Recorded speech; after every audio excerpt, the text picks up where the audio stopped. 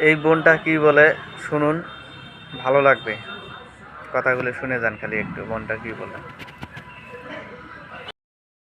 স্বামী আমার আগের মতো ভালোবাসে না, স্বামী আমার আগের মতো যত্ন নেয় না, স্বামী আমার আগের মতো টেক কেয়ার করে না। স্বামী আমার এতটা পাল্টে কেন গেল? তাহলে কি স্বামী আমার অন্য নারীতে আসক্ত হয়ে গেল? অনেক স্ত্রীরই এই অভিযোগটা থাকে যে স্বামী পাল্টে গেছে, স্বামী আগের মতো ভালোবাসে না, আগের মতো যত্ন নেয় না, আগের মতো টেক কেয়ার করে না। কিন্তু কেন করে না সেটা কি নারী জানে? সেটা কি স্ত্রী জানে?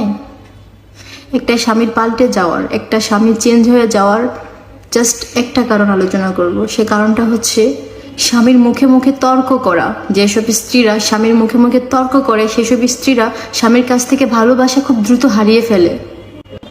নারী, তুমি কি আগের মতোই আছো? তুমি কি তোমার স্বামীকে আগের মতোই সম্মান করো, আগের মতোই ভালোবাসো? না তো।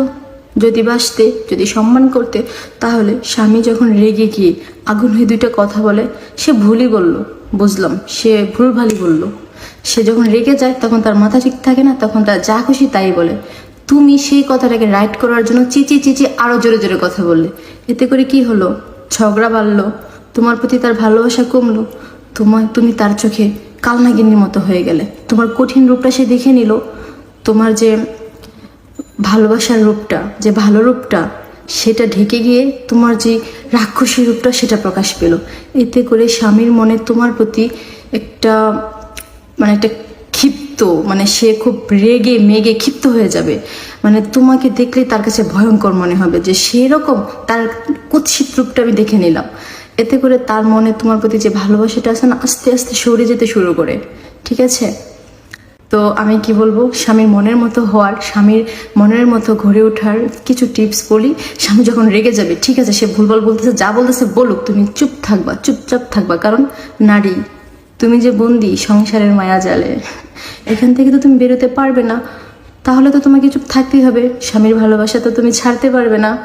স্বামীকে যে তুমি অনেক বেশি ভালোবাসো, তাই তার সব কিছু সহ্য করতে হবে। ঠিক আছে?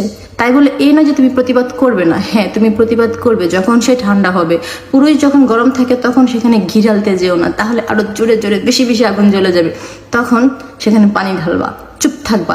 দেখবা তুমি যখন চুপ হয়ে যাও, তখন স্বামী দুইটা কথা বলার পর আর কোনো কথাই বলবে না। সে ভুল বললো, তুমি সেটাকে বলবা হ্যাঁ ঠিক আছে, ওকে মানছি, হ্যাঁ এটাই সত্য, হ্যাঁ এটাই সত্য। তার মানে এই নয় যে তুমি সবকিছু মুখ বুঝে মেনে নিয়েছো বা সহ্য করেছো। তুমি এর এর সূত্র তুমি তুলবে, সময় আছে। কখন? সে যখন ঠান্ডা হবে, সে যখন চুপ হয়ে যাবে, তখন তার মাথায় কাঁঠাল ভেঙে খাইবা, কেউ কিচ্ছু